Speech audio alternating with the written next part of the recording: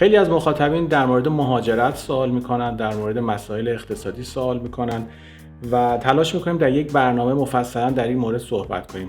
ولی اینجایی که ادب به هر صورت حکم میکنه باید به چند تا سوال پاسخ بدیم. ببینید دوستان، مهاجرت یکی از الگوریتم های جدیدی هستش که به هر صورت گلوبالیست جهانی ایجاد میکنه که شما رو از موطن خودتون و با اون زبان، با اون اختیارات و اون حق و حقوقی که در جایی که به دنیا اومدید دارید بگیره و وارد یک کشوری کنه که به واسطه قوانین جدید شما موظف هستین بیشتر از یک شهروند اون کشور به قوانین احترام بگذارین، وگرنه اون مزایایی که در ظاهر بهتون میدن گرفته بشه.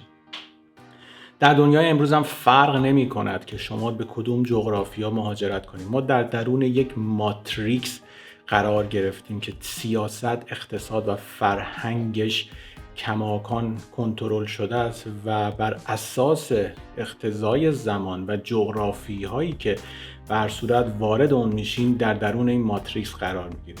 خیلی از مخاطبین سوال میکردن که خب مثلا اقتصادهای بزرگی مثل آلمان، کانادا و امریکا، انگلستان یا تورم ندارن. اینها یک دروغی هستش که به شما میگوین در ظاهر شاید شما در این هم مال قبل از کرونا بود، در آلمان مثلا تورم نداشتین ولی سالانه مالیات را افزایش میدن و مالیات یک دزدی قانونی دولت هاست به واسطه قدرتی که خودشون وضع کردن جیب شما رو خالی میکنن.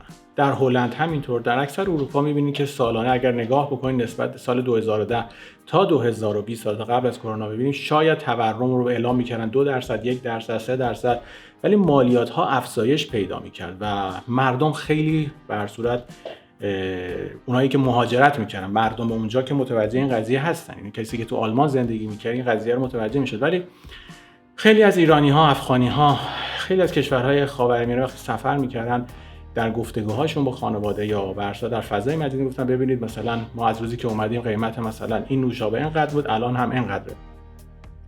ولی اون دقت نمی‌کردن که به حال با اون مالیات‌هایی که نسبت به مسکن، به اساس ماشین، زندگی و به هر صورت انواع اقسام مالیات‌هایی که بر اساس جغرافیا فرق داره ولی هر روز تعدادش زیاد می‌شد و افزایش پیدا می‌کردن، تورم رو اونگونه زیاد می‌کردن ولی محسوس نبود.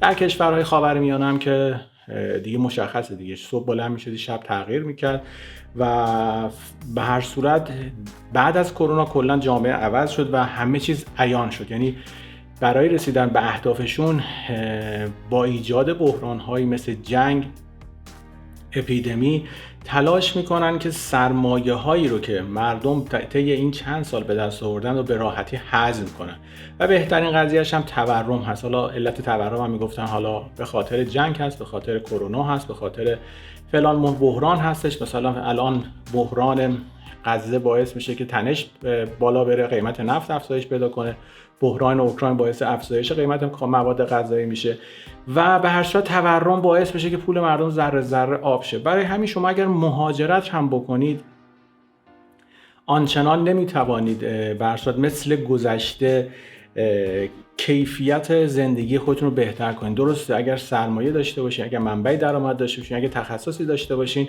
بر اساس اون جغرافیا میتوانید که شاید زندگی بهتری رو در کوتاه مدت براتون تجربه کنید. ولی کشورهایی مثل کانادا، امریکا، استرالیا، آلمان، انگلستان دیگر آن کشورهایی نیستن که 20 سال پیش رویای خیلی از ما ایرانی‌ها یا خیلی از کشورهای جهان سوم بودش که به قول معروف پرواز کنیم به اونجا برای یک زندگی بهتر و درآمد بهتر. اونجا دیگه به بنبست رسیده. خیلی از ثروتمندهای کشورهای اروپایی هم مهاجرت میکنن و بر اساس نیازشون تغییر بافت جغرافیایی ایجاد میکنن. یه زمانی آلمان، امریکا، کانادا بهترین جا برای پیشرفت بود. الان میبینیم اگر بخوایم دقت کنیم میبینیم قزاقستان، ویتنام، سریلانکا، ارمنستان، خیلی از این کشورهای جدید که حالا مثلا مالتا، یه چند تا این کشورها هستن که وضعیت اقتصادیشون تقریبا بهتره چون نیاز دارن که کشورها همسان بشن. برای همین بحث مهاجرت صرف این که بتوانید زندگی بهتری داشته باشید بر اساس چندین المان باید ارزیابی بشه، بر اساس سرمایه‌ای که دارید، تخصصی که دارید، روحیاتی که دارین و این گونه نیستش که شما فکر کنید که با مهاجرت کردن به ترکیه، امریکا، آلمان زندگیتون بهتر میشه. یک مسائل کاملا دروغه. در مورد مسائل اقتصادی هم اگر بخوایم یک کوتاه صحبت کنیم، ببینید اقتصادی که ما به عنوان سیستماتیک میشناختیم و به ما القا شده بود داره تغییر پیدا میکنه و ما باید باور کنیم که در این ماتریکسی که قرار گرفتیم اقتصاد همون دونه که فرهنگ عوض شده، اقتصاد هم در حال عوض شدن دیگه. ولی خیلی ها باور ندارن. 90% از مردم ایران به اقتصاد گذشته به حال وابسته هستن، چسبندگی دارن، نمیتونن باور کنن. هنوز کماکان فکر میکنن برن ملک بخرن، ملک گرون میشه، زمین بخرن، زمین گرون میشه، ماشین بخرن، نزول بدن، قسطی بفروشن. این اقتصادا دیگه داره تموم میشه دوستان. و این کسانی که خیلی هاشون در حال این هستن در عجیب دارن میخورن. در واقعیت اینه که کاسبی ها به قول خودشون میگن کساد شده، خبری نیست. ولی چون کار دیگه ای بلد نیستن، توانایی دیگه ای ندارن و قدرت ریسکی هم ندارن و مهمتر این که باور ندارن، فکر میکنن همه چیز برمیگرده به حالت قدیم. نه، این اتفاق نمیفته.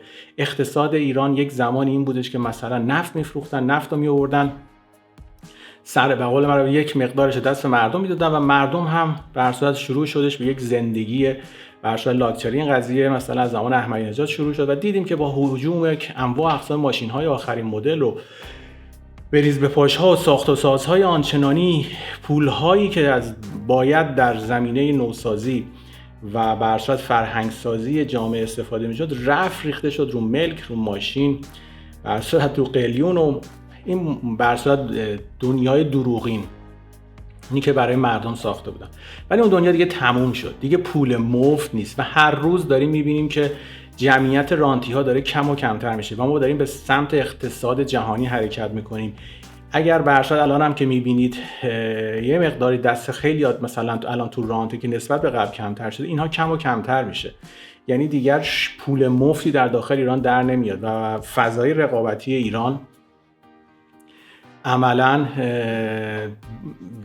انحصار پیدا میکنه به کسایی که در برصورت چند تا شرکت های مخصوص بزرگ، به حال 12 تا شرکتی هستن که الان سودآور هستن و اغلب مردمی که برصورت یاد گرفته بودن یا اجاره بگیرن یا پولشون رو بذارن تو بانک یا ماشین بخرن بفروشن، چون برصورت جمهوری اسلامی به خاطر اینکه تخصص رو از مردم بگیره مردم رو دلال مسلک کرد. یه روز دلار می‌خریدن، یه روز طلا می‌خریدن، برصورت یه روز خونه می‌خریدن، جابجا می‌کردن. این بازار دیگه تموم شدش. در نظم نوین جهانی اقتصاد بر اساس مهارت شما برصورت بهتون کمک خواهد کردش و اقتصادی که مبناش بر اقتصاد دیجیتال هست هیچ به هر حال چسبندگی نسبت به گذشته نداره و گذشته رو به راحتی فراموش میکنه.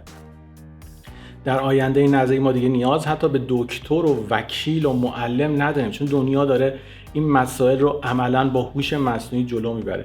پس باید به یاد داشته باشیم که نیازهای اصلی مردم چیه و با اون واقعیت نیازهایی که میتونه ادامه پیدا کنه در آینده اونها رو بشناسیم و بر اساس اون وضعیت بیزینسی خودمون رو تغییر بدیم. میدونم خیلی سخته، خیلی واقع گرایانه شاید نباشه، ولی اینو باید باور کنیم دیگه. همونطوری که مثلا صنعت چاپ ناخودآگاه حذف میشه، خیلی از صنایع دیگه هم حذف میشن و البته صنایعی که ما باید فلش بکی بزنیم به گذشته و برمیگردیم به یک سری از شغل‌ها زنده میشه، شغلایی که مهارت هستن. حالا کسایی که صافکارن، نقاشن، به حال نانوا هستن، کشاورزی بلدن، دامداری بلدن، اینها کسایی هستن که در نظم نوین میتونن برندگان جدید باشن. دیگه دنیا به مهندس و دکتر و متخصص نیاز نداره و همه در یک الگوریتمی قرار زیر هوش مصنوعی مدیریت بشن.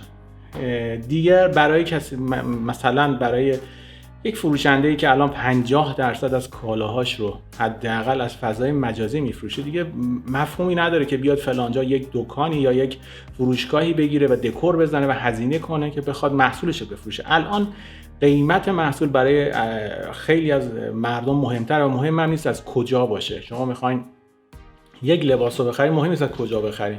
به هر صورت این تغییراتی که داره رخ میده باعث میشه که خیلی از مثلا ملک‌های تجاری راکت بشن، ملک‌های مسکونی. وقتی که طرف احساس میکنه که دیگه نمیتواند اجاره رو پرداخت کنه، این اولویت رو از ذهنیتش حذف میکنه و میره به سمت خارج از شهرها و اقتصاد دیجیتال نیازمند یک بستر قوی اینترنتی هستش که به هر صورت نیازهای کاریش رو برطرف کنه. برای همین میبینیم که مثلا درآمد یک یوتیوبری که میشینه پای کامپیوتر خودش از صبح تا شب تو خونم هست، نسبت به سرمایه و وقتی که میذاره از یک تولید کننده یا از دکتر بیشتره. برای همین میبینیم که خیلی از کارخونه‌دارا، دکترها، وکیلا رو آوردن به شاخه‌های مجازی و احساس میکنن که باید تبلیغ کنن. مثلا دندونپزشک تبلیغ میده به شاخه مجازی، دکتر جراح زیبایی تبلیغ میده، وکیل اینا تبلیغ. اینا واقعیت اینه که اولویت‌های جامعه داره عوض میشه و مردم فکر می‌کنن اگر تبلیغ بیشتری بکنن میتونن سود بیشتری داشته باشن. نه، جامعه الان به اون شعور و بلوغش رسیده که با یک سرچ کردن تو اینترنت کالایی که نیاز داشته باشه به ارزون ترین قیمت میفروشه و اقتصادی میتونه جذاب باشه و موفق باشه که یک اولویت و یک جذابیتی برای مشتریش داشته باشه، یا قیمت مناسب یا کوالیتی یا اون گارانتی داشته باشه که بتونه با دیگر رقبا به هر صورت وقتی در قیاس با دیگر رقبا بتونه نقطه برتری بیشتری داشته باشه. برای همین حالا در یک بحث مفصل‌تر وارد جزئیاتش میشیم، بایدها و نبایدها رو در موردش صحبت میکنیم، کارهایی که در آینده میتونه جذاب باشه و کارهایی که میتونه سرمایه‌گذاری روش جواب بده. و باید این رو بدونید دنیای خرید و فروش، دنیای دلالی، دنیای پول مفت تموم شد. یه زمانی پول نفت میومد تو ایران، طرف به بخش شورت و سوتین و لباس زیرش از چین و ترکیه برمی داشت می آورد، هر کسی رو ول می‌کردن میرفت سالن آرایش زیبایی می‌زد، چون اینا پول مفت بود و مردم بودن پول مفت رو خرج کنن. و الان می‌بینیم که دیگر چنین چیزی نیست، دیگه برای کسی معقول نیست مثلا لباس از چین و ترکیه بیاره و کارخونه‌هایی که در داخل ایران دارن تولید می‌کنن وضعیتشون گونه‌ای شده که باید جنس ارزان بدن. این در سرتاسر جهان رخ میده، یعنی فرق نمیکنه شما در کدوم کشور باشید. مثلا در بازار پوشاک 50% از تولید جهانی کاهش پیدا کرد بعد از کرونا، چون بر اساس قوانین 2030 شما مثلا در سال میتونید 3 دست لباس بخرید و نه اینکه حالا برشاد شما این قوانین رو وضع میکنن و بیشترش هم به خاطر اون تورم و گرانی ها هست شما دیگر توانایی این کار رو نخواهید داشت. و وقتی شما میخواین به بستر اقتصادی نگاه کنید اول باید نیازها رو بشناسید. و اصلا مهمترین نیاز جامعه نیاز خورد و خوراکش هست و به هر صورت این یک به هر صورت نیازی هستش که کماکان میتونه سرمایه گذاری دراش موثر باشه. صنعت توریست هست، مخصوصا تورهای ارزان قیمت و سبک جدید و مدل‌های جدیدی که الان بیرون در داخل ایران زیاد گسترش پیدا کرده. و حالا در برنامه بعدی که به حال برنامه بلندتری هم هست بیشتر در این مورد صحبت میکنم. ولی خب باید باور داشته باشیم همه چیز عوض شده، اقتصاد در حال عوض شدن. دیگر شما به پشتوانه گذشته نمیتوانید آینده‌تون رو تامین کنید. اون تفکرهای پدربزرگی و پدرانه رو بذارید کنار، واقع گرا باشید و ببینید که جامعه امروز چه چیزی نیاز داره. دوران خرید و فروش و دلال بازی تمام شده و امروز مردم جامعه متوجه این قضیه شدن که اگر بخواهند چیزی رو به دست بیارن نیاز به واسطه گری نیست، مستقیم از کسی که تولید میکنه خریداری میکنن. و این یک واقعیتیه شاید برای خیلی تلخ باشه ولی یک واقعیتی که باید بپذیریم. دوران پول مفت در آوردن دیگه گذشته و الان مثلا شما دارید میبینید دیگه مثلا در بستر اینستاگرام، یوتیوب یک بستری فراهم شده و رقابت در این بستر بر اساس اون خلاقیت و مدیریت کردن طرف شکل میگیره و این گونه نیست که دیگه شما بتوانید با اون سرمایه‌ای که دارید پول میاره دیگر تموم شد.